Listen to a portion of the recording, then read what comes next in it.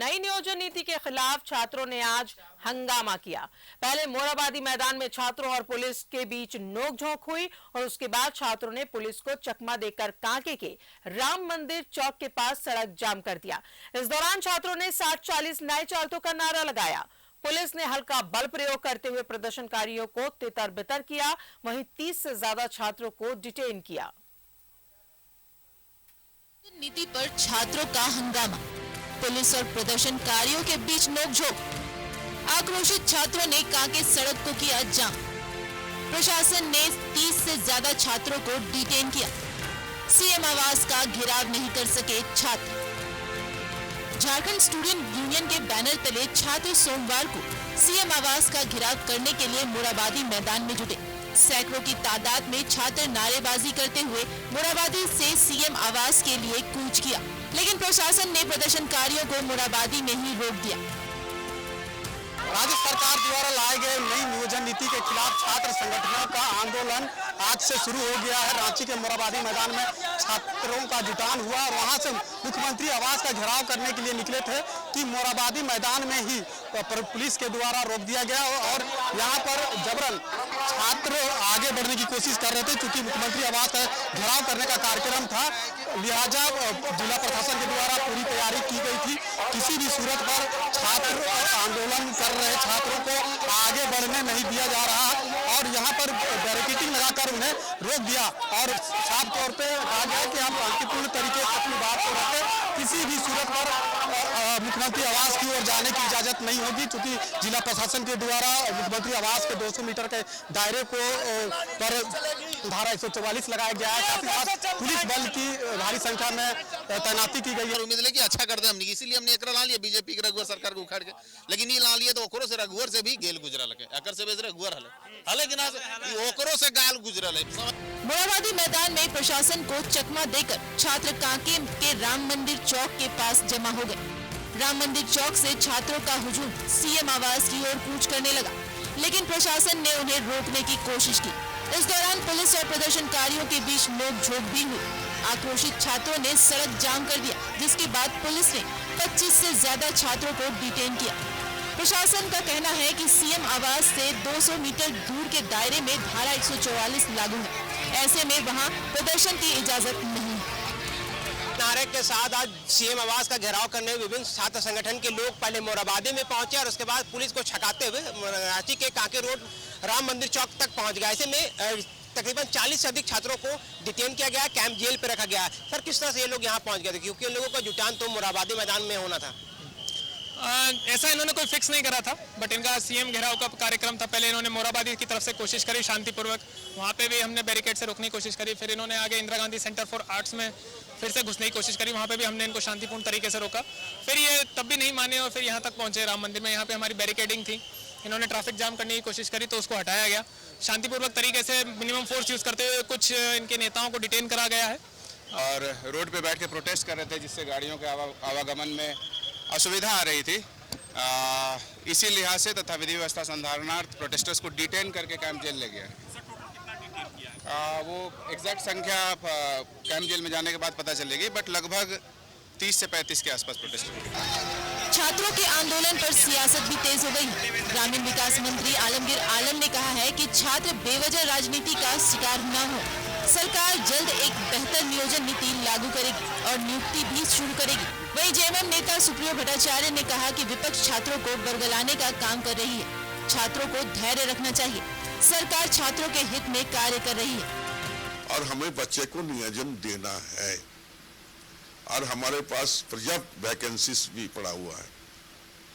सरकार देखने में लग रहा है कि वो लोग कह रहे हैं कि 60-40 का रेशियो से होगा, हमारा हक छीना जाएगा।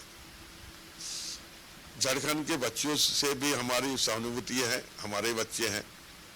मुझे भी इस बात के लिए सोचने के लिए मजबूर करते हैं कि हमारा बच्चा आखिर जाएगा कहाँ। छात्रों को बरगलाया गया, उन्हें गलत समझाया गया। हमको लगता है कि उनको अब धैर्य के साथ चलना चाहिए, क्योंकि आप लोग देख रहे होंगे कि भ्रष्टाचार से हम लोगों ने अब तक निर्णय लिया कि हम सब मिलाकर किसी को नहीं रखेंगे, जिनको भी देंगे स्थायी नियुक्ति देंगे, रोजगार देंगे और उस दिशा में कई काम जेपीएससी के द्वारा, चाहे डॉक्टर हो, इंजीनियर हो। पूरे राज्य का नौजवान हताश निराश है और भविष्य में भी इस सरकार से उसे किसी प्रकार की आशा और अपेक्षा नहीं है। ऐसे में अपने हक और अधिकार की लड़ाई के लिए छात्रों को सरकार के विरुद्ध सड़क पर उतरना पड़ रहा है। ये परिस्थिति सरकार ने स्वयं आमंत्रित की है। खतियान आधारित नियोजन नीति लागू करने की मांग को लेकर छात्र मंगलवार को मशाल जुलूस निकालेंगे। वहीं बुधवार को झारखंड बंद का ऐलान किया। छात्रों के प्रदर्शन को लेकर प्रशासन ने सुरक्षा के पुख्ता इंतजाम किए। न्यूज़ 11 भारत के लिए रांची से दीपक उरांव, इमरान विपिन उपाध्याय के साथ पलामू से संतोष गिरी।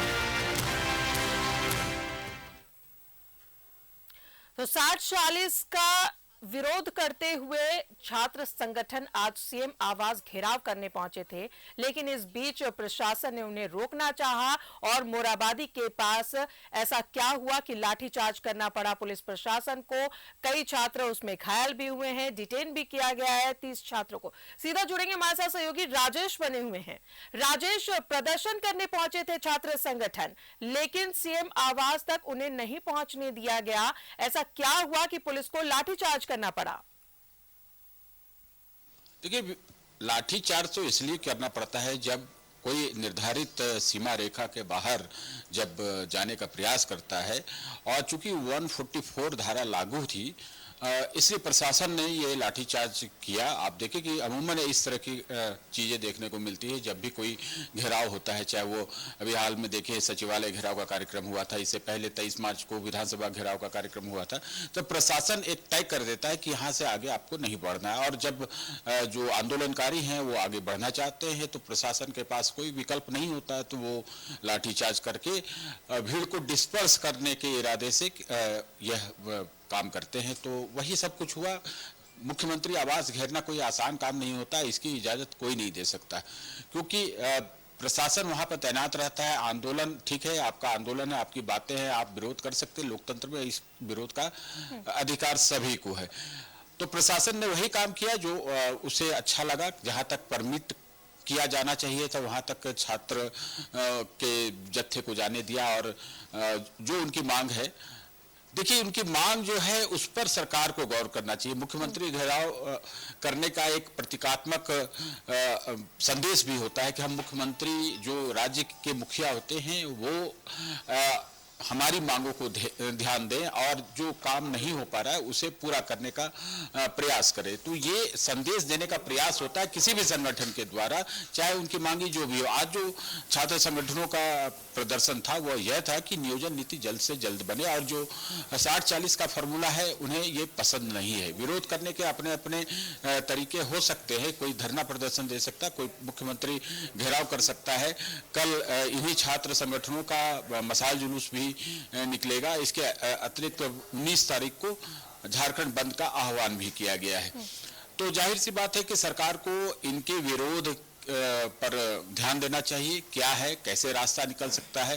और ये एक समझिए कि बड़ी समस्या बनी हुई है झारखंड में, और मुझे लगता है कि बीच बीच में यह समस्या एक उभर कर आ जाती है कि नियोजन नीति को लेकर वाद विवाद, कहीं आंदोलन तो कहीं राजनीतिक बयानबाजी। जाहिर तौर पर राजेश, अगर इसका कोई हल नहीं निकलता है तो ऐसी चीजें हमेशा होती रहेंगी। ये बड़ा गंभीर मुद्दा है, इस पर जाहिर तौर पर सरकार को सोचने की जरूरत है। बने रहे आप हमारे साथ। और इस नियोजन नीति पर छात्रों के प्रदर्शन पर मंत्री मिथिलेश ठाकुर और चंपई सोरेन ने क्या कहा कि छात्रों के लिए सरकार चिंतित है, साथ ही कहा कि जल्द ही कोई ठोस निर्णय पर सरकार पहुंचेगी। फिलहाल पुरानी नियोजन नीति पर नियुक्तियां होती रहेंगी, छात्रों को परेशान होने की जरूरत नहीं है।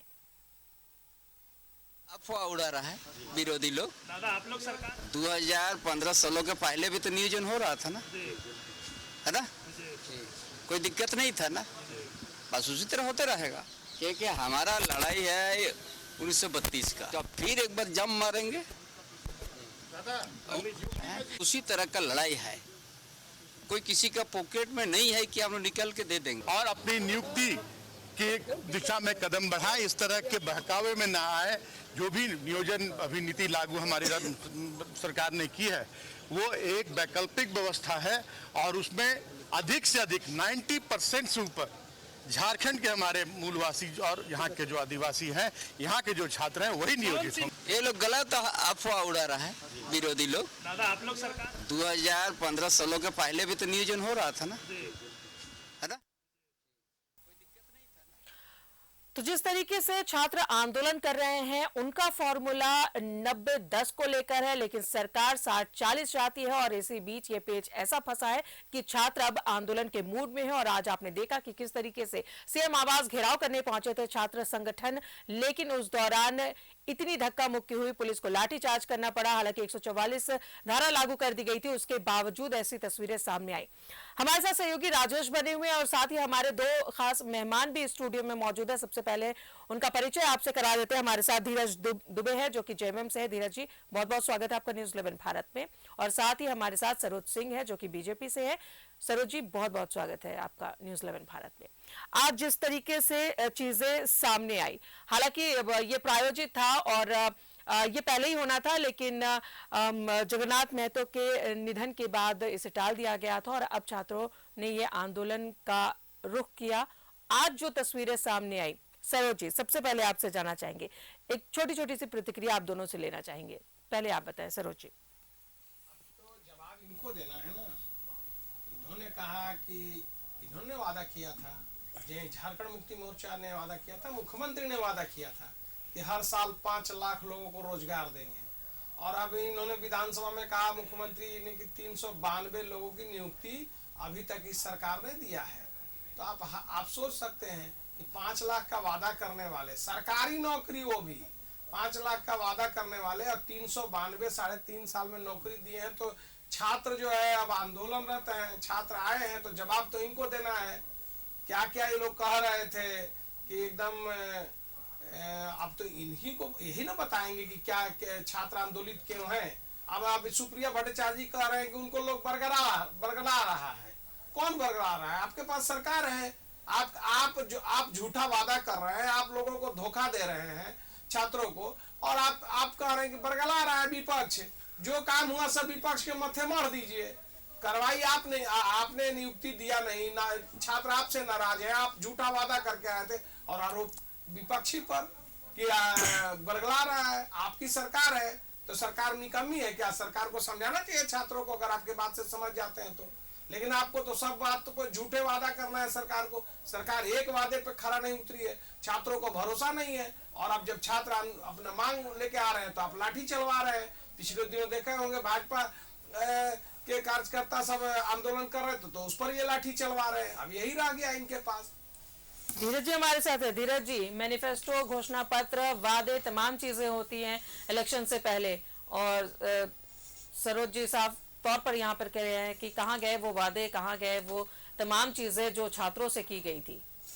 अभी आपने हमारे माननीय मंत्री चंपई दा का और माननीय मंत्री श्री मिथिलेश कुमार ठाकुर जी का भी बयान आप ही के इस चैनल पे चला। उन्होंने कहा कि हमारा प्रयास 90% स्थानीय युवाओं को नौकरी देने का है और ये 60-40 के बरगलाने की बात है। आप राजा जी 6ठी, 7वीं, 8वीं, 9वीं और 10वीं जेपीएससी का आंकड़ा निकाल लीजिए और मैं इस चैनल के माध्यम से दावे के साथ ये बात कर रहा हूं कि 85% स्थानीय उसमें नियुक्त हुए हैं। स्थानीय लोग झारखंड के जो मूलवासी थे उनका 85% उसमें नियुक्ति हुई है और अभी भी आगे जो नियुक्ति होगी, नियमावली बनती है, जेएसएससी का नियमावली निकले या जेपीएससी के थ्रू नियमावली निकले तो उनमें उनका अपना भी शर्त होता है। आखिर 90% नौकरी की बात की जा रही है स्थानीयों को, तो ये रिटर्न में क्यों नहीं? फिर 60-40 का क्या है? देखिए रिटर्न में क्या, हम तो चाहते थे कि 1932 के खतियान के आधार पर नियोजन नीति करें, लेकिन हमारा प्रयास करने के बाद किस तरह से उस पर षड्यंत्र होता है, उसको हाई कोर्ट तक ले जाया जाता है। सरोज जी बैठे हुए हैं, इन्हीं के नेता ले जाते हैं हाई कोर्ट में और यूपी बिहार वाले रिट दायर करके उसको कैंसिल कराने का काम करते हैं। तो जैसा कि हमारे माननीय मंत्री श्री मिथिलेश कुमार ठाकुर जी ने कहा कि एक वैकल्पिक व्यवस्था के रूप में पहले भी नियोजन होते आ रहा था, 2015-16 से पहले भी नियोजन होता है। 18 साल इन्होंने रहा, इन्होंने कितना नियोजन दिया? अभी तो बात कर रहे थे 392 का। इनको शायद याद नहीं है कि कृषि विभाग से कितनी नौकरियां दी गई, स्वास्थ्य विभाग में आयुष चिकित्सक की कितनी नौकरी दी गई। जेपीएससी ही अगर पूरे 4 मिला ले, जो 5 साल जेपीएससी नहीं करा पाए थे रघुबर सर जी, आज तो कम से कम हमारी सरकार ने एक साथ 5-5 जेपीएससी कराई। तो नियुक्ति के मामले में कितना हम गंभीर हैं। और राजदा जी देखिए, ईमानदारी से एक बात मैं बता दे रहा हूं कि एकमात्र मुद्दा इनके पास बच गया है। हम कभी भी ये नहीं कहने जाएंगे कि आपके जो प्रधानमंत्री जी 2 करोड़ नौकरी हर साल देने की बात कहते वो कहा गया। मैं नहीं बात करूंगा, मैं अपना ही बात करूंगा। हम लोग नौकरी देने का बात झारखंड के युवाओं से कहे हैं, उस बात पर 100% खरा उतरने का पूरी प्रयास करेंगे। कोरोना के 2 साल हम इस राज्य को जरूर परेशान किया है, उसके बाद सरकार को हिलाने डुलाने में जो भारतीय जनता पार्टी और उनके नेता रहे, फिर भी ईमानदारी से आज लैब टेक्नीशियन का बहाली आ गया, दरोगा का बहाली 924 मतलब लगभग 1000 निकलने जा रहा है। और इसी तरह से नगर विकास विभाग में भी 1700 वैकेंसी निकलने जा रही है। और साथ साथ मुझे लगता है कि इस साल इतनी नौकरियां निकलेंगी कि भारतीय जनता पार्टी बस जो इस मुद्दे पे सरकार को घेरने का काम कर रही है, शायद ये मुद्दा भी उनको नहीं बचेगा। तो ईमानदारी के साथ हम लोग यही कहना चाहेंगे कि नियोजन झारखंड मुक्ति मोर्चा ही स्थानीय यहाँ के आदिवासी मूलवासियों को नियुक्ति दे सकती है। और वाकई जो पर्दे के पीछे से खड़ा होकर बरगलाने का काम कर रही है, कौन सा छात्र संगठन है? हमने तो नाम सुना है, NSUI, JCM, ABVP, आजसू, कौन से छात्र संगठन के बैनर तले है आज धरना प्रदर्शन आंदोलन हो रहा है? छात्र है। और एक बेंथम की थ्योरी है कि maximum pleasure with minimum pain. जब सरकार ने सर्वे कराया और लगभग 7-7.5 लाख युवाओं ने अपना मंतव्य दिया है कि नहीं, अभी पुरानी नियोजन नीति पर ही बहाली ली जाए, क्योंकि युवाओं का यह सोचे कि सरकार कम से कम नौकरी दे, हमारे अंदर काबिलियत है, हम ले लेंगे। और 60% सरकार अगर कर रही है तो जरूर बाकी क्राइटेरिया जब उसके जेएसएससी और जेपीएससी का नोटिफिकेशन निकलेगा तो 90% तक पहुंचा देगा। और उस क्राइटेरिया को फुलफिल करने में मैं भी ये मन से इस बात को रख रहा हूं, सरकार को यह स्पष्ट करने की जरूरत है। सरकार लगी हुई है। और सरकार, मैं फिर से बोलता हूं कि माननीय मुख्यमंत्री जी ने कहा है कि 2 कदम पीछे हटे हैं। इसका मतलब ये नहीं कि हम 1932 के खतियान वाली नियोजन नीति को छोड़ दिए हैं। हमारा अभी उद्देश्य है कि यहाँ झारखंड के युवा जो बेरोजगार हैं, हमारे युवा जो काबिलियत रखते हैं नौकरी पाने का, उनको पहले नियुक्त करें। और आगे जब भी इस उधेड़ बुन से जब हम लोगों को निजात मिल जाएगा, हम लोग फिर से 1932 की नियोजन नीति को सामने लेकर आने का काम करेंगे। चलिए, हमारे साथ हमारे सहयोगी राजेश भी मौजूद है। राजेश, आपने धीरज जी को सुना, सरोज जी को सुना, दोनों ने अपनी अपनी बातें रखी, लेकिन जो सच्चाई है जो हम देख रहे हैं वो ये है कि छात्र इससे नाखुश है और इस तरह से ये आंदोलन के मूड में अब उतर आए हैं कि ये अपने फॉर्मूले पे काम करना चाहते हैं। सरकार की तरफ से धीरज जी का कहना है कि 90% नियोजन नीति जो है छात्रों को यहाँ पे नियुक्ति मिलेगी, जो स्थानीय है उन्हें नियुक्ति मिलेगी। क्या लगता है, अब सियासत भी इसमें तेज हो गई है? देखिए, अभी तक जो बातें 60-40 की है, इसमें कहीं कुछ नहीं है। 60 तो ऐसे ही रिजर्व है। आप देखिए कि पहले 50 था, 10 जो EWS क्लास के लिए एक संवैधानिक व्यवस्था की गई जो पूरे देश में लागू है, सेंट्रल से लेके स्टेट्स में। तो 60 तो ऐसे ही रिजर्व है। और यहाँ के जो रिजर्व कोटे हैं उसमें कोई बाहरी आ नहीं सकता है, यह भी स्पष्ट है। तो यानी 60% सीटें तो ऐसे ही रिजर्व हो गई, हर चाहे वो क्लास 2 की हो चाहे क्लास 3, 4 जो भी है। अब रही बात जो यहाँ पे 40 सीटें जो 60-40 की बातें कही जा रही है, 40 ओपन है, इसमें कोई भी आ सकता है। देखिए, विडंबना यह है कि इस राज्य की नीति बनाने के लिए हम जो है अपनी मानसिकता को बहुत ही छोटा कर लेते हैं या संकुचित कर लेते हैं कि हमें क्या करना है, और इसी में मामला फंस जाता है। आप देखिए कि बिहार हो, छत्तीसगढ़ हो, ऐसे कई राज्य हैं जहां पर स्थानीय लोगों को प्राथमिकता मिलती है।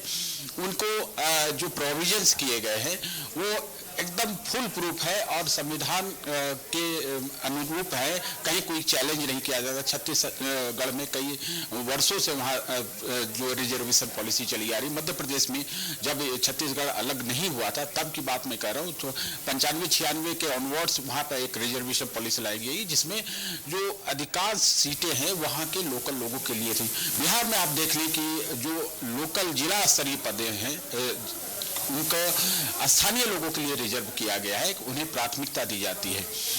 देखिए, संविधान यह कहता है कि आप किसी भी स्तर पे किसी के साथ भेदभाव नहीं कर सकते। आप देखें कि जब भी आवेदन आमंत्रित किए जाते हैं किसी पद से, तो ये नहीं कहा जाता है कि झारखंड के नागरिक ही आवेदन करें, वो भारत के नागरिक बताए जाते हैं। चूंकि नागरिकता एक ही है, यहाँ पर देश में एकल नागरिकता है, इसलिए आप अगर ये प्राथमिकता देना चाहते हैं तो आप उनको अलग तरीके से प्राथमिकता दे सकते हैं कि अगर जो यहाँ पर है उन्हें इतनी पॉइंट्स मिलेंगे, जो लोकल हैं उन्हें ये प्रायोरिटी मिलेगी, अगर किसी का नंबर टाई हो जाता है तो उसमें क्या क्या आधार होते हैं। ये फॉर्मूला कई जो नियुक्ति जो एजेंसी है, चाहे यूपीएससी हो या जेपीएससी हो या बीपीएससी, उसमें भी इसको इंगित किया गया है कि कैसे हम प्रायोरिटी तय करते हैं।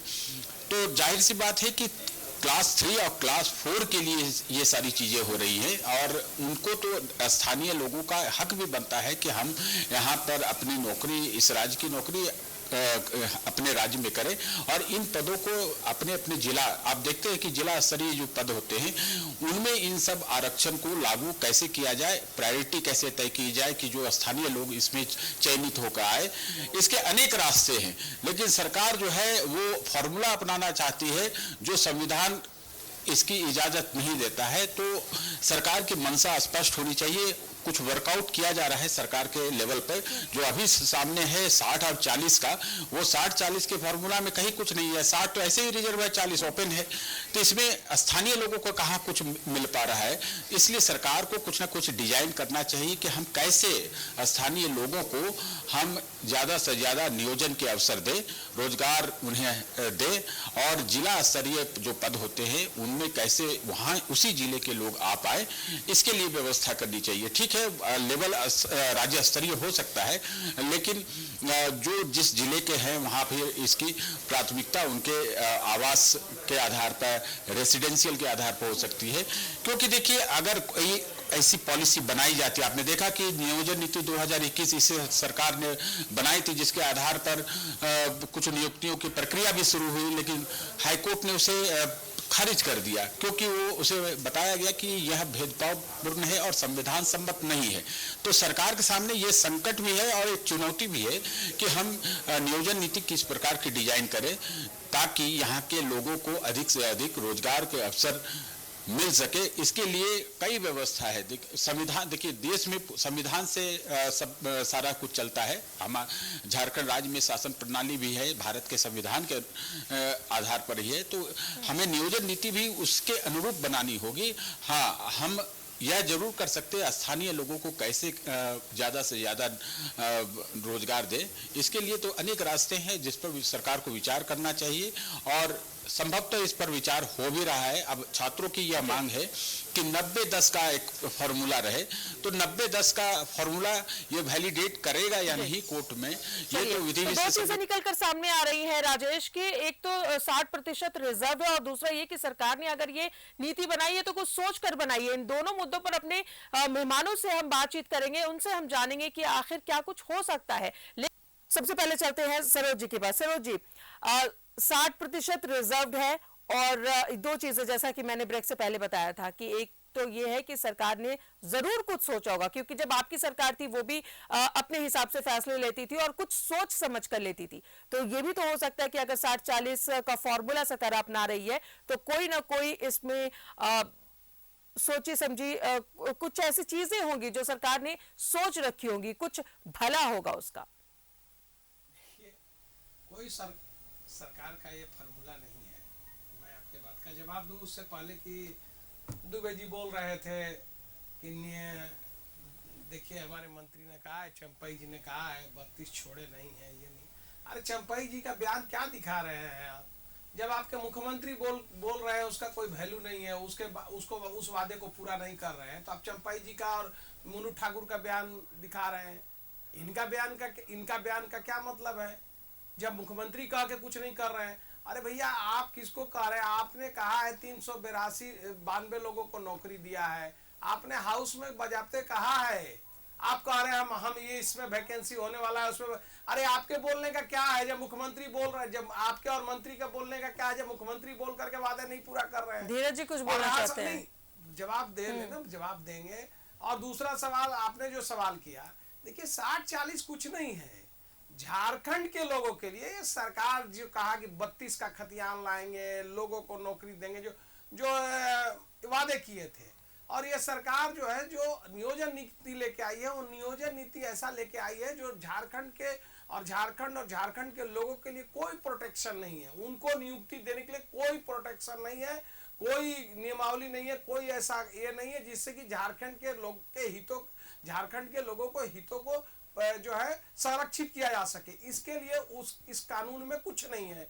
तो इसलिए इन लोगों ने कहा है कि जो रिजर्वेशन होता है 60%, जो राजेश जी आपके बता रहे थे कि जो रिजर्वेशन होता है 60%, वो रिजर्वेशन में तो भाई बाहर के लोग आ नहीं सकते, तो रिजर्व लोग को यहाँ देना ही देना है, तो वही नौकरी यहाँ के लोगों को होगी। बाद बाकी है जो नियोजन नीति है, इसमें झारखंड के लोगों को संरक्षित नहीं किया है, तो बाहर के मैक्सिमम लोग आ जाएंगे, यही 40% लोग बाहर के आएंगे, क्योंकि 60 तो यही का होना ही है। तो इसीलिए वो कह रहे हैं, यानी कहने का मतलब यह है कि ये इसको आप इनडायरेक्ट में कहिए तो ये है कि भाई ये जो नियोजन नीति है उसमें झारखंड के लोगों को नौकरी के लिए संरक्षित नहीं किया गया। जो सरकार 32 की बात कर रही थी, अभी राजेश जी ने बताया आपको, और मैं भी कह रहा हूँ कई राज्यों में अपने लोगों के हितों के लिए सरकार ने कानून बनाया। सरकार को कानून बनाने का अधिकार है, लेकिन ये जो है सो केंद्र को भेज देंगे कि आप लागू कर दीजिए, ये कुछ बना के केंद्र को भेज देंगे। अरे भैया लागू आपको करना है, कई राज्यों ने लागू किया, क्या सभी को केंद्र ने लागू किया है क्या?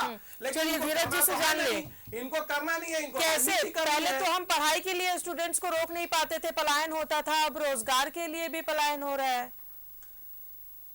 ये सवाल तो सरोज जी से होना चाहिए था कि रोजगार के लिए पलायन कैसे हो रहा है, जब 18 साल आपकी यहाँ की सत्ता रही और पूर्ववर्ती 5 साल लगातार रघुवर दास जी ने शासन किया, तो पलायन तो इनका ही देन है यहाँ का।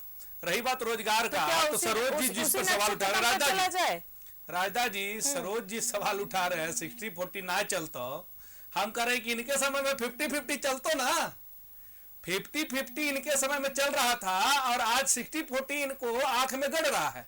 मैं ये पूछना चाहता हूं कि जिनके समय में पंचायत सचिव का बहाली हुआ और रिजल्ट हेमंत सरकार दे रही है, वो इस मुद्दे पर बोलने लायक है क्या? दूसरी बात ये बोलो कि प्राइमा फेसी में आपने देखा कि ये 60-40 का तो इनको नजर आ रहा है, लेकिन इसके बाद मैं बोल रहा हूं कि जब जेपीएससी और जेएसएससी जब बहाली निकालेगी, उसमें अदर क्राइटेरिया होता है जिसको फुलफिल करते करते 90% रिजर्व हो जाएगा। क्योंकि इससे पहले राजदा जी ने आपने देखा कि 10वीं और 12वीं पास झारखंड के लोगों को नियुक्ति मिलेगी, ऐसा नियोजन नीति लाया गया। कोर्ट में महानुभाव भाजपा के लोग गए बिहार यूपी के साथ और इसको रद्द कराया। तो संवैधानिक रूप से जो सही होगा, पहले हम अपने यहाँ के जो युवा हैं उनको मौका तो दें, और उसको कैसे हमको 90% तक ले जाना है ये हेमंत सोरेन जी बखूबी जानते हैं।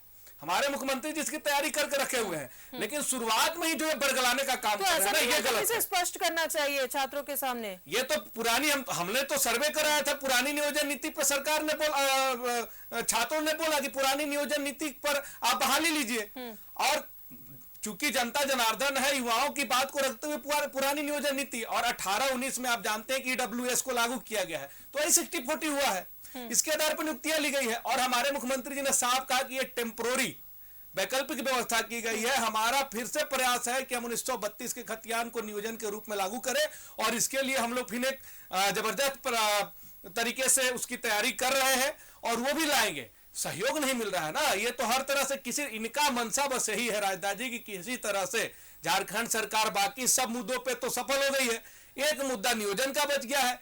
किसी तरह से बहाली ना हो, 1 साल बहाली अगर नहीं होगा तो सरकार को नियोजन पर घेरने का ये काम करेंगे, क्योंकि इनके प्रधानमंत्री जी तो पकौड़ा तलने का सलाह देते हैं, हमारे मुख्यमंत्री जी तो कम से कम प्रयासरत है।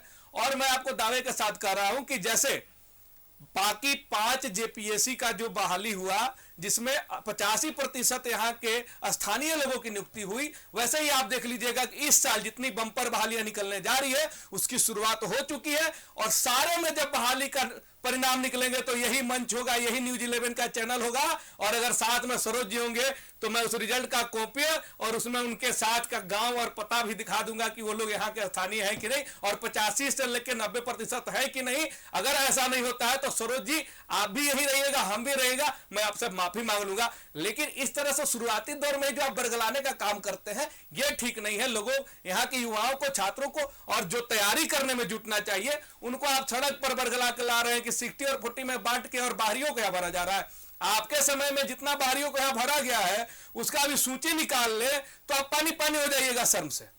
तो आपको तो बोलने का अधिकार ही नहीं है, भारतीय जनता पार्टी को बोलने का अधिकार नहीं है। क्यों 18 साल में नहीं नियोजन नीति आप बना दिए? अब बनाए भी 2016 में तो वही 50-50 का, और आज 60-40 पर आप सवाल करने जा रहे हैं। ये इस तरह का दोहरे चरित्र का सवाल नहीं चलेगा। और झारखंड के पटल पे बैठकर आप इस तरह से बात करते हैं जिसमें ना सर होता है ना पैर होता है, तो मुझे लगता है कि इस मन से हंसी का पात्र बनने का काम जो है भारतीय जनता पार्टी के नेता और मुद्दा नहीं है विपक्ष के पास। अब नियोजन नीति को लेकर छात्रों को बरगला रहे हैं। पूरी बात सुन रहा हूँ। इस तरह से सफेद झूठ जिसको बोल सकते हैं, या तो इनकी जानकारी नहीं है, अभाव है इनको जानकारी का। आपको पता है, आप कह दिए कि सब बाहर लोगों को, अरे आपको पता है कि रघुवर जी की सरकार ने 11 जिले को तो फ्रीज कर दिया था कि यहाँ के लोगों के नौकरियों के लिए, और सारे यहीं के लोगों को हुआ और बाद बाकी जिले में भी हुआ, और हजार नौकरियां दी गई। देखिए इनको जानकारी नहीं है, जानकारी का अभाव है। मंच मिला हुआ है तो कुछ भी बोल देंगे, कुछ भी बोल देंगे। और कह रहे 32 फिर अभी कह रहे हैं, अरे भैया फिर अभी 32 का फिर नारा दे रहे हैं, जब ये पूरे, और कह रहे हैं कि सब सरकार सब विषय पर पास कर गई है, इसी में को फेल कर गई है। अब ये सरकार भ्रष्टाचार के इतने दलदल में है कि फिर ईडी अगर इनको कल नोटिस करेगा तो फिर 32 लेके आ जाएंगे। चल दिए फिर से ईडी 5-7 मिनट नॉन स्टॉप बोले, बीच में टोक दिया। हम तो सुन रहे थे ना, आप सुनिए पहले। ये जब आ जाएंगे, ये पूरी सरकार अकंठ भ्रष्टाचार में डूबी हुई है, जब फिर ईडी का नोटिस जाएगा तो 32 लेके आ जाएंगे। अभी काम कर रहे हैं तो 32 भूल गए हैं। देखिए सवाल है, पिछली सरकार तो नौकरियों को फ्रीज कर दिया था, आप तो वो भी नहीं कर पाए। कोई भी बात है केंद्र पर डाल दो, कोई भी बात है केंद्र पर डाल दो। अरे आप क्या किए हैं साहब, आप बताइए ना। आप जो वादे करके आए, एक वादा नहीं पूरा किया। 3.5 साल हो गया, मुख्यमंत्री अपने नाम से लीज ले रहे हैं, अपनी पत्नी के नाम से इंडस्ट्रीज के लिए जमीन ले रहे हैं, अपने पीएस के नाम से माइनिंग ले रहे हैं, माइनिंग का लीज ले रहे हैं, अपने प्रतिनिधि के नाम से माइंस का लीज ले लिया। पूरी सरकार अखंड भ्रष्टाचार। जिस मुद्दे पर अभी हम बात नहीं कर रहे, अभी जिस मुद्दे पे बात कर रहे हैं तो उस ट्रैक पे ही हम रहे। भैया बात तो कई विषय पे तो ही चले गए। बात जो हो रही है, जब ये बात कह रहे हैं तो मैं 13-11 सरोज जी 13-11 के बारे में बता दूं। भैया बीच में मत बोलिए। ये दोहरी नियोजन नीति आपके रघुवर कर ले बारी आएगी तो चलिए बोले। तो आप ईडी सीबीआई की बात कर रहे हैं, तो ईडी और सीबीआई को तो आप बना दिया पोपट अपना। चलिए जैसे मन वैसे नचाना है। अब तो दिल्ली के मुख्यमंत्री अरविंद केजरीवाल भी बोल रहे हैं, हम जिस मुद्दे पे भाजपा वाले देंगे तो वही सीबीआई करेगी। तो पूरा देश गंभीर है। अगर इसे हम इस तरीके से नजरअंदाज करेंगे तो ये स्थानीयों के लिए भला नहीं होगा। एटलीस्ट हम तो ये सोच सकते हैं। सरोज जी कंप्लीट करें अपनी बात। देखिए मैं ये कह रहा हूँ कि सरकार को नियोजन और नौजवानों और यहाँ के लोगों की चिंता थोड़ा है। मैं वही विषयांतर थोड़े आ रहा हूँ। सरकार पे चर्चा हो रही तो सरकार की बात कर रहा हूँ। इसमें विषयांतर होने का कोई विषय नहीं है। सरकार पूरी तरह से भ्रष्टाचार में डूबी हुई है, और जब ईडी का सीबीआई का नोटिस जाएगा तो कह देंगे कि 32 फिर देंगे। तब से ये बार बोल रहे हैं कि बाहर के लोग, यूपी बिहार के लोग आके केस करके नौकरी ये कर दिए, यूपी बिहार। अरे आप ऐसा फूल प्राण नहीं है ना कि कोई आपको गड़बड़ नहीं कर पाए, यहाँ के लोगों को नौकरियां दे सके। पिछली सरकार तो दिया फ्रीज करके 11 जिले में। आप क्यों दूसरे पर क्यों टाल रहे हैं? आप हर विषय को दूसरे पर खेल जा रहे हैं। ये लोग बरगला रहे हैं, हजारों नौजवान यहाँ करके आपके यहाँ प्रदर्शन कर रहे हैं। आप कह दिए भाजपा बरगला रही है। बरगलाने के बाद लोग, बरगलाने से लोग लाठी और मरने मारने पर उतारू होंगे। लाठी खाने के लिए लोग नौजवान तैयार है, अपना भविष्य को देखते हुए, भविष्य जो उनका अंधकार में है उसको लेकर के। आप उस पर जा नहीं रहे, हर बात पे टाल दे रहे हैं पोजीशन पे। आपने किया क्या है 3 साल में?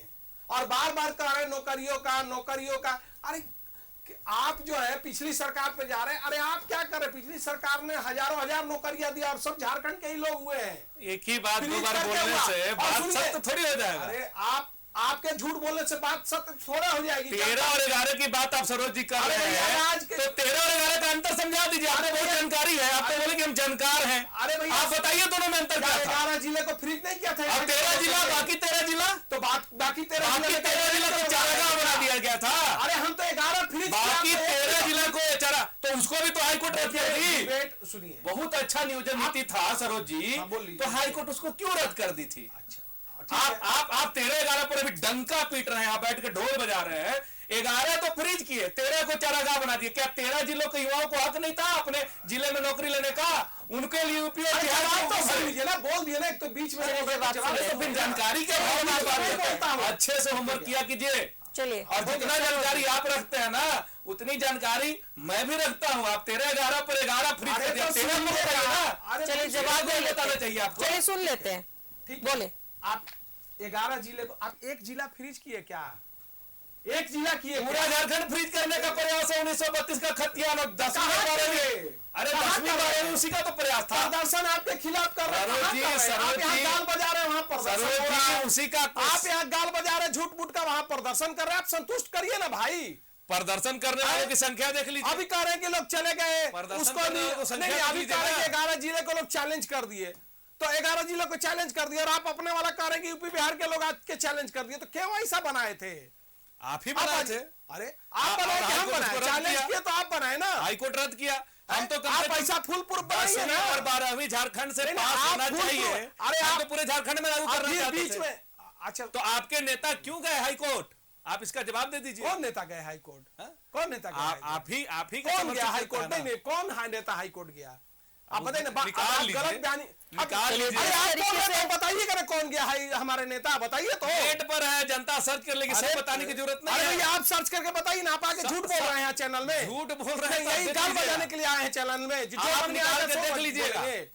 नहीं, जो मन में आएगा सो बोलिएगा। आरोप प्रत्यारोप और वार पलटवार चलता रहता है, लेकिन इसमें जो स्थानीय हैं उनका क्या, उनके हित का क्या कोई सरकार सोचती है? सहयोगी राजेश भी हमारे साथ बने हुए हैं। राजेश, आपने सुना कि किस तरीके से राजनीति इसमें तेज हो गई है, लेकिन जो मुद्दा है वो धरा का धरा रह जाता है हर बार की तरह, और इसमें छले जाते हैं स्थानीय, और इस बार भी ऐसा ही कुछ होता हुआ नजर आ रहा है। देखिए, मैंने पहले भी कहा कि यह विडंबना है इस राज्य की कि हम एक नियोजन नीति पुख्ता तौर पे नहीं बना पा रहे हैं। जो बनी थी उसे भी खारिज कर दिया गया, रद्द कर दिया गया, फिर नई बनी तो उसे कोर्ट ने रद्द कर दिया। तो इन चीज़ों से ऊपर उठकर एक आइडियली जो संविधान सम्मत हो, विधि सम्मत हो, उसकी नियोजन नीति बनानी होगी। और इस कारण से यहाँ के जो बेरोजगार युवा हैं, जो परेशान हो रहे हैं, नौकरी के अवसर उनके हाथ से दूर जा रहे हैं, उनकी उम्र खत्म हो रही है, इन सब चीज़ों पर पूरी गंभीरता से विचार करना होगा और खुले मन से विचार करना होगा कि हमें कैसी पॉलिसी बनानी है। और इससे मैंने जैसे पहले भी कहा कि जो हमें स्थानीय लोगों को प्रायोरिटी देनी है, जब नियुक्ति नियमावली बनेगी तो उसमें हम ऐसे प्रावधान करेंगे कि स्थानीय लोग कैसे अधिक से अधिक यहाँ आ सकें। उसके कई पैरामीटर्स हो सकते हैं। आप दूसरे राज्यों की जो नियमावली है उसका अध्ययन भी कर सकते हैं। संभवतः सरकार ने कुछ राज्यों की नियमावली मंगाई भी है और उसका अध्ययन भी हो रहा है। तो इस दिशा में सरकार के स्तर से तेजी से काम होना चाहिए और खुले मन से करना चाहिए कि ताकि कोई न कोई तो इसे चैलेंज कर ही देगा। कोई भी आप फार्मूला बनाएंगे, यहाँ पर झारखंड की एक संस्कृति बन गई है, कितनी भी अच्छी नीति हो, कोई भी व्यापक हित में कोई पॉलिसी सरकार ने बनाई हो, कोई न कोई चैलेंज कर ही देता है। उसे अगर लगता है कि वह इसमें फिट नहीं बैठता है तो चैलेंज कर देता है। अब कोर्ट तमाम चीज़ों को देखता है कि क्या प्रावधान किए गए हैं, ये नियमानुकूल हैं या नहीं, विधि सम्मत हैं या नहीं। तो ये कोर्ट पर निर्भर करता है कि वो इसे किस प्रकार से समीक्षा करके और उसे ओके करता है या फिर उसे खारिज कर देता है। तो अगर हम सही तरीके से बनाएंगे नीति को तो जाहिर सी बात है कि कोर्ट भी उसे ऑनर करेगा, उसे ओके करेगा और हमारे यहाँ नियोजन नीति बने पर रोजगार के अवसर जो हैं वो लोगों को बेरोजगार जो शिक्षित लोग हैं उन्हें नौकरी के अवसर मिल पाए। स्थानीय जो हमारे बेरोजगार युवा हैं उनके लिए सोचने की जरूरत है ताकि इस आंदोलन को खत्म किया जा सके और चीजें स्पष्ट हो सके। राजेश, बहुत बहुत शुक्रिया आपका। सरोज जी, आपका भी बहुत बहुत शुक्रिया, और धीरज जी आप भी यहाँ पर है, आपका बहुत बहुत शुक्रिया। सवाल वही है कि आखिर इस मुद्दे का हल क्या है। तो जाहिर तौर पर अगर सरकार की जो मंशा है वो क्लियर करने की जरूरत है, जो चीजें हैं जो वर्कआउट करने की जरूरत है वो छात्रों के सामने रखने की जरूरत है, स्थानीयों के सामने रखने की जरूरत है ताकि किसी ऐसे मुद्दे पर कोई बवाल ना हो।